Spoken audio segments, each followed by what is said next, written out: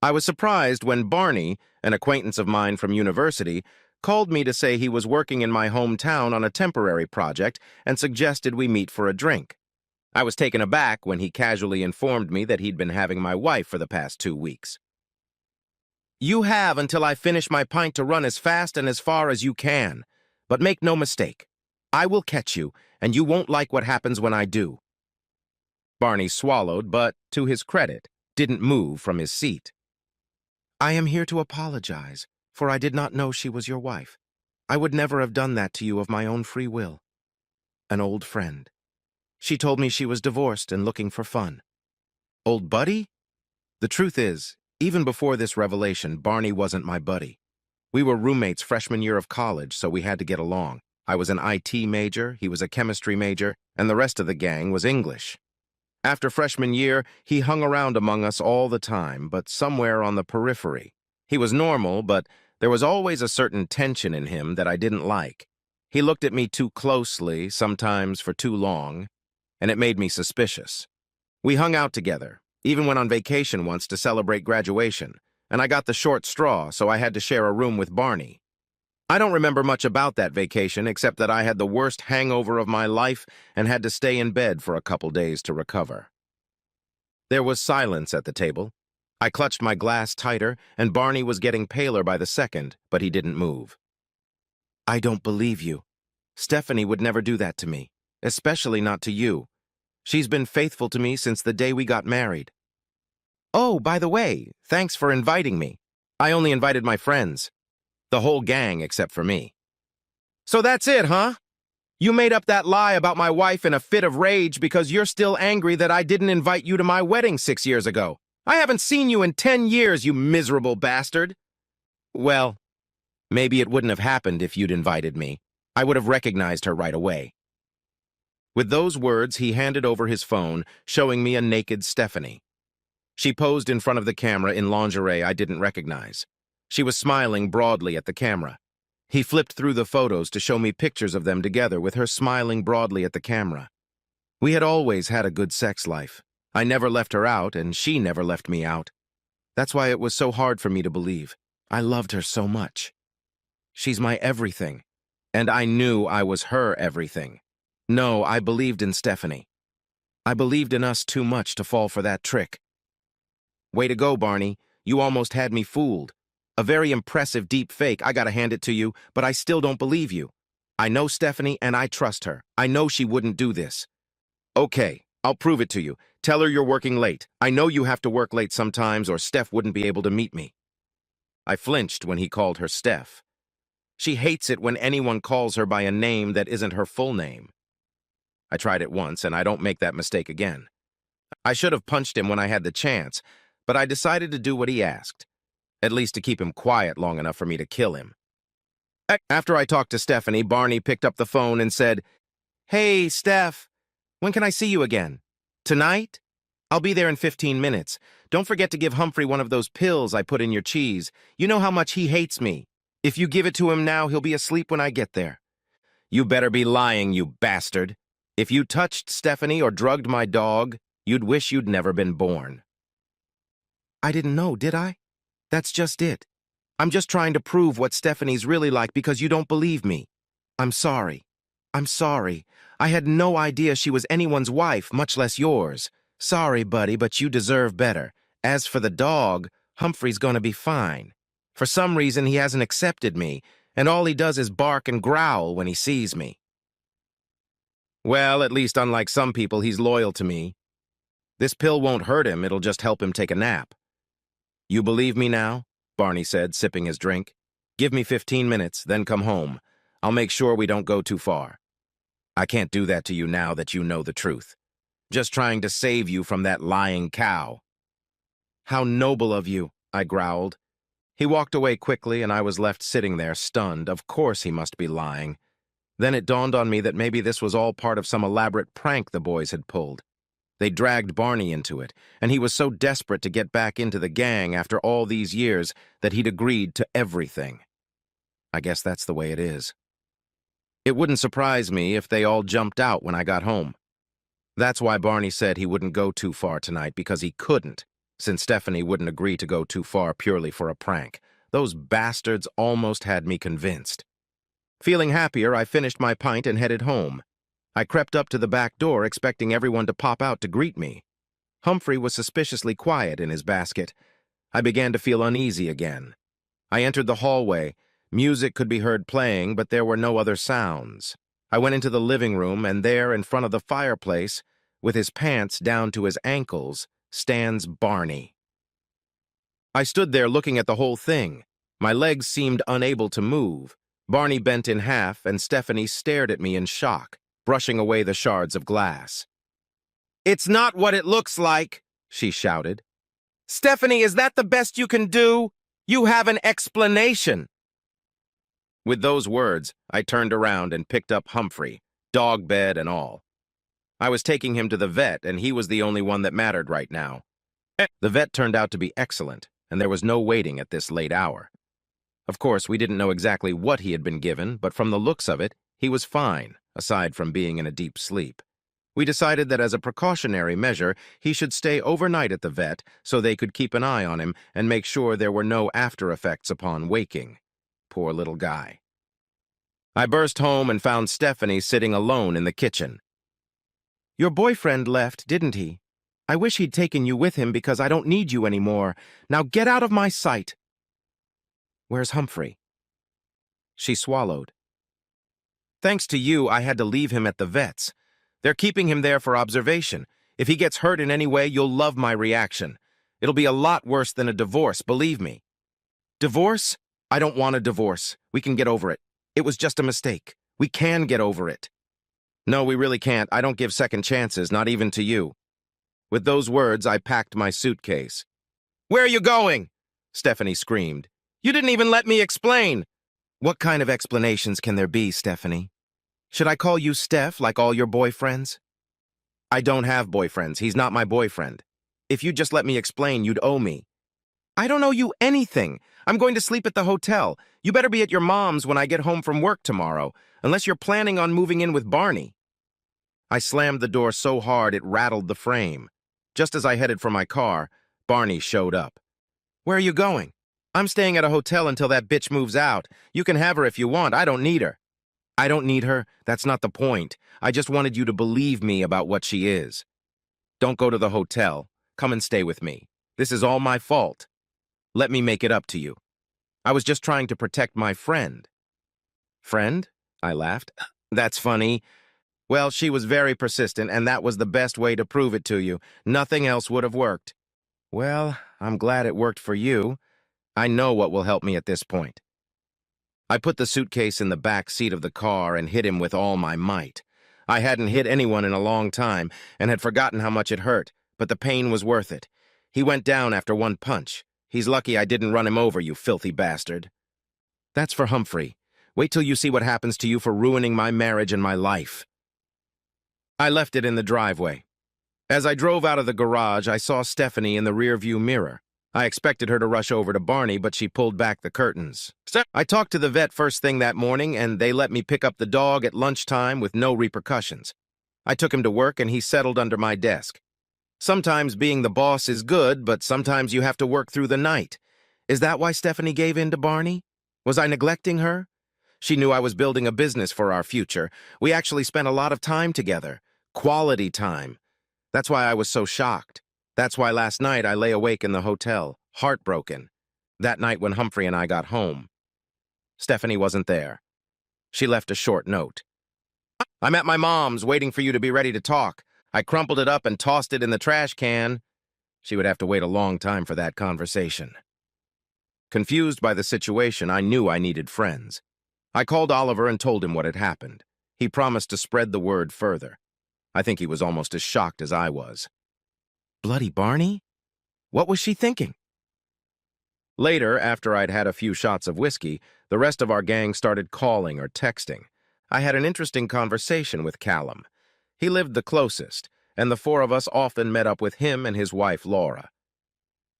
"Look, I know this won't change anything for you, but I think you should talk to Stephanie." She talked to Laura. I don't know what it was about, but Laura says there's more to the story. She also said that Stephanie may be the stupidest woman to ever walk this earth. She is furious with you, but she says there is more to this case than meets the eye. All she told me was that it wasn't an affair, whatever that means. I'm not happy that she has more to say, but she says you have to hear it in person first. We were interrupted by a knock on the door. I couldn't believe it when I saw Barney outside the door with 2 black eyes and an obviously broken nose. I just wanted to say that I didn't tell the police that you did this to me. I understand that you were upset and why you blamed me, so I won't say anything. I still want us to be friends. I know we've lost touch, but we used to love each other. Are you serious? I could never be friends with you after what you did. You make me sick. I could never get the sight of you two out of my head. Now do something before I find another part of your body to break. He flinched and stepped back, but he didn't leave. I'll give you time, but I want you to know that I'm there for you when you calm down. I will always be your friend. I'll always take care of you.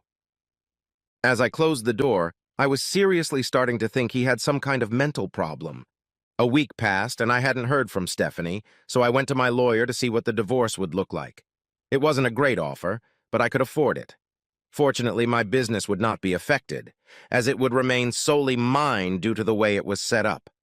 However, Stephanie will receive most of the profits as alimony, unless I can prove that she earns more than me.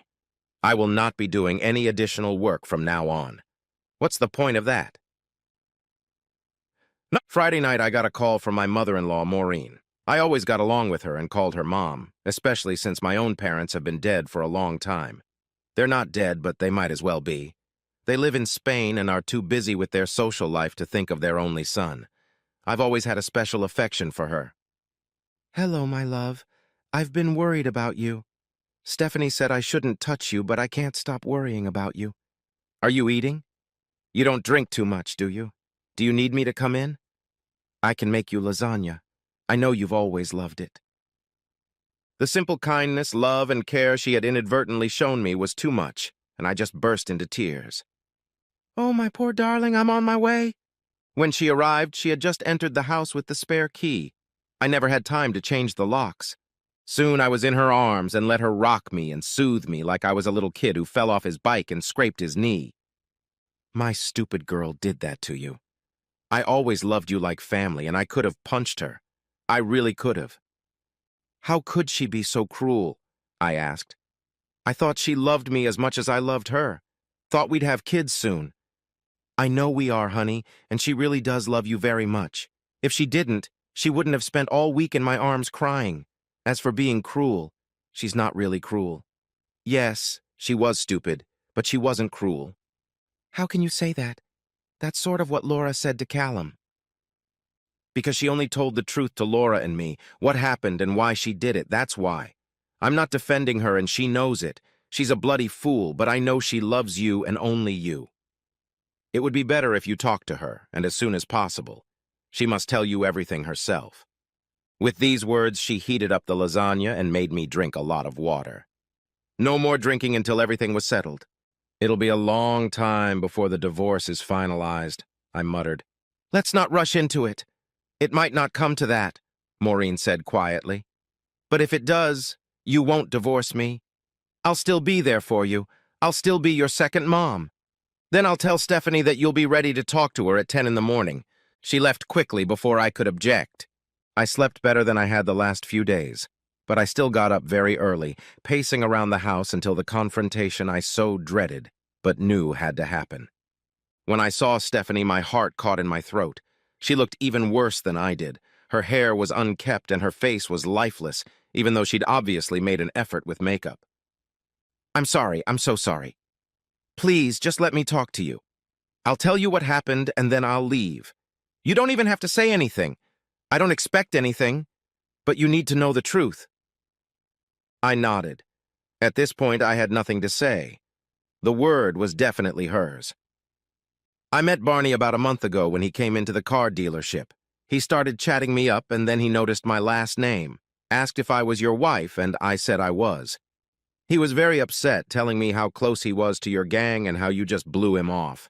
He never understood why, said how much he missed all of you, but especially you, talked about you in such glowing terms. I felt sorry for him. Obviously, you were much more important to him than he was to you. You mentioned him several times, and I saw pictures of him, but I felt sorry for him. It was almost the end of the day. You had already informed me that you would be working late. So when he suggested a quick drink, what was wrong with that? I'll just have a drink before coming home with your old friend. I even thought he might tell me some of your old secrets that I could tease you with. Anyway, he turned out to be a good conversationalist, but a little weird. He stares a lot, doesn't he? I didn't like that, but he was nice enough. I only had one drink, and that's all I remember of the first time. I woke up in his bed in the hotel, and it was obvious what we'd done. I tried to get up, to go to the police, to take tests to prove he drugged me. But then he came back into the room smiling. I think you liked it. Listen to this. He turned on the soundtrack from the video he had recorded, and my voice really sounded like I enjoyed it. I begged for more, for him to do it harder, faster, deeper. It was horrible. Who would believe me now? How could anyone believe me? I knew the predator had me trapped. You could have told me, and I would have gone to the police with you. I know, but you never would have looked at me the same way. There'd always be some doubt. Hell, at that moment I was even doubting myself. I could still go to the police. At that point I had a chance while I still had drugs in my system, but then he played his trump card. Which was, he didn't just do it to me, he did it to you. Of course he did it to me too. If he hurt you, he hurt me too. No, please, let me explain. When you were on vacation, he did the same thing to you. Drugged you, slept with you, videotaped you, and took pictures of you. He showed them to me. Remember you said that on those vacations you had the worst hangover you'd ever experienced? Afterward, he obviously refined the drug cocktail, used it on me. You didn't look like you were enjoying it. You looked like a zombie, but you were definitely participating. At this point, I ran to the sink and faced my breakfast again. I didn't push it away when she stroked my back. And you saw that? Yes, and I knew you didn't know about it. I didn't want you to know about him, about us. So he really did have us both, didn't he? When he said you'd never even know if I met him a few more times while he was here, it seemed like a small price to pay for your peace of mind. He'd already done something to me, to us, and it would haunt me, but I could still protect you. He promised you'd never know, and that he'd give me all the videos and pictures. And you believed him? Of course not, but I didn't have many options, did I? No, you didn't. You had a choice. I'd rather know better than let you do what you did, see you sleeping with him. I didn't think he'd tell you. I believed it. He seemed strangely obsessed with you and just wanted to be your friend. So my friend raped me, and then 10 years later he raped my wife. How many times? He'd been seeing you a couple times a week for the last few weeks, so a total of 6 times. And he drugged you each time? No, just the first one. Somehow that seems worse. You remember all the other times with him? Yeah, it felt like it was happening to someone else. It was like an out-of-body experience. And always here in our house? After the first time, yes, but never in our bed. I wouldn't do it with you. He did it in the living room on the rug. What about Humphrey? Well, the first time he jumped him, so after that he started giving him sleeping pills. Promised it wouldn't hurt him. And it didn't, did it? No, it didn't. But you seem to trust your abuser's word too much, and you don't trust your husband at all. You've had a shock. A terrible shock, but hopefully in time we can get over that. You see, I did it for us. For you. I'll go back to my mom. I'm not the favorite person in her life right now. I'll be there for you whenever you want to talk. Just remember how much I love you. Don't let him win. He did it to end us, didn't he? Why else would he tell you? I don't know what his plans are, but don't let them happen. Please. She kissed me on the cheek and gave Humphrey a little peck on the way out. She took a piece of my heart with her. I loved her, but I didn't know if I could survive it. She didn't share a piece of the puzzle with me, and that's what I didn't share with her. That afternoon, the whole gang got together. Callum, Oliver, James, and Harry. Some had come from the other side of the country, but had dropped everything to be there for me, like true friends do. Over a few beers, I told them what Stephanie had told me. They were just as horrified by it all as I was. especially what had happened on our shared vacation. It's weird, Callum said. He never really fit in with us. We ended up together in that apartment. We were never unkind to him. We tried our best, but he never really fit in. I know what Stephanie meant, though. He was never interested in fitting in with us. In fact, he was only interested in becoming your friend. I shuddered, realizing what he wanted from me. But what did he hope to gain by separating me and Stephanie? Who knows? Oliver said. But I can't help but think that this is more about you than Stephanie. What, just because we lost touch? No, said Oliver. I think it's more than that.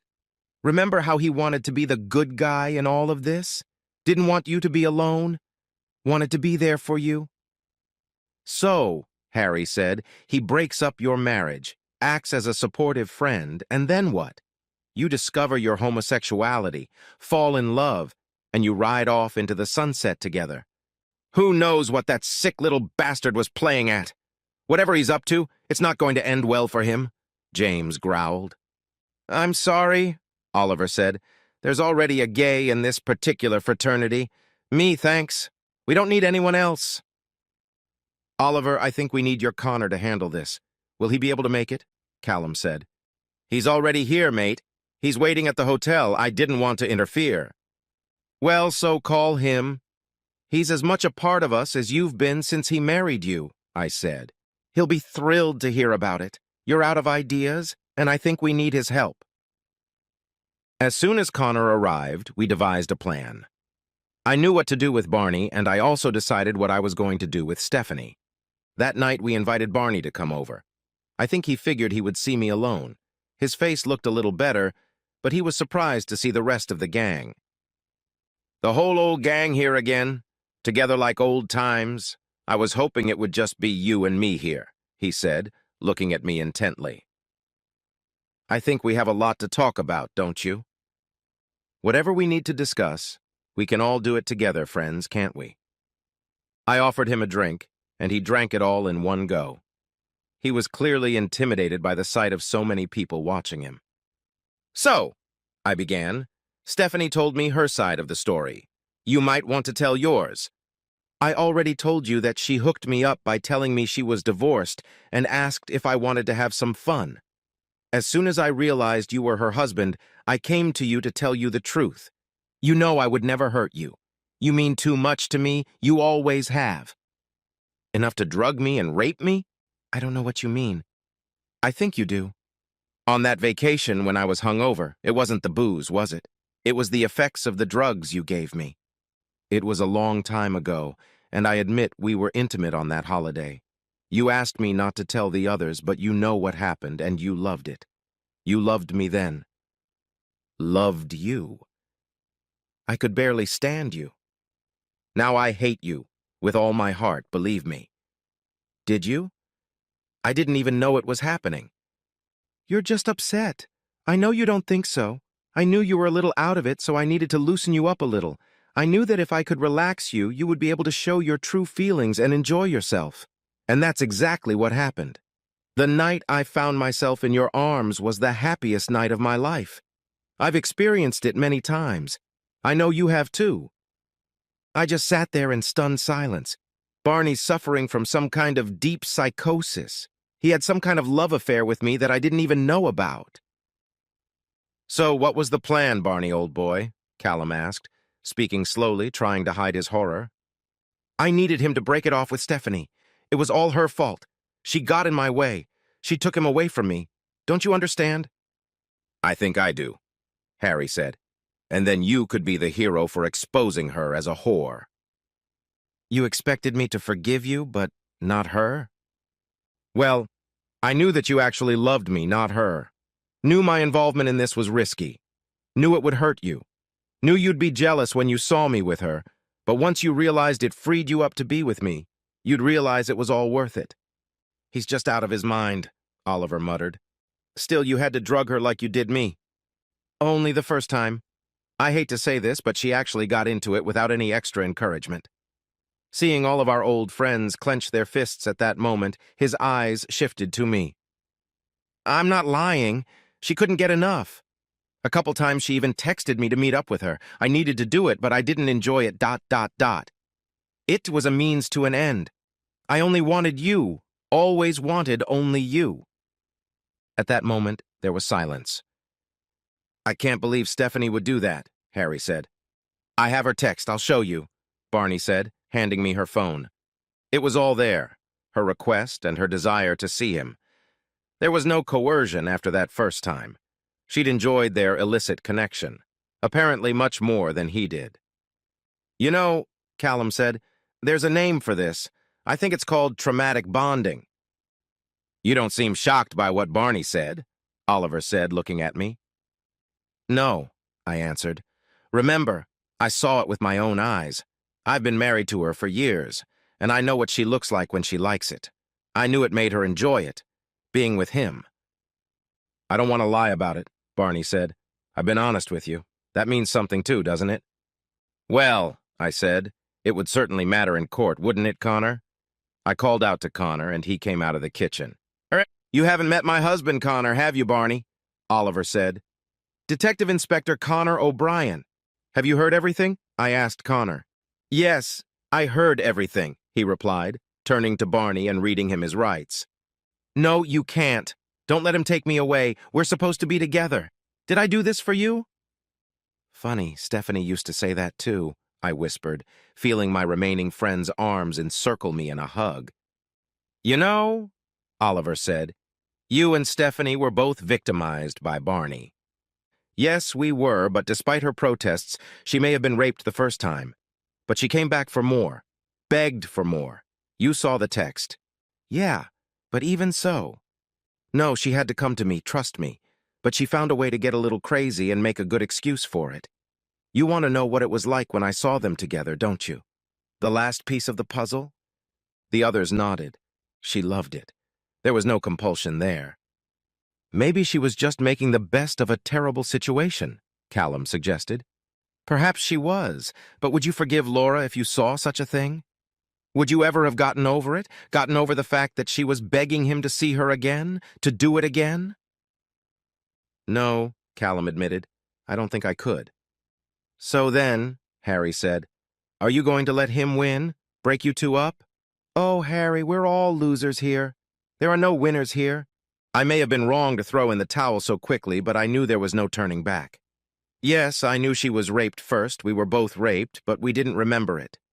However, she came back calling me an asshole, and I couldn't forget it. Couldn't forget the texting, the lies. No, that's not for me. Life and love shouldn't be this complicated. Not in my life, anyway.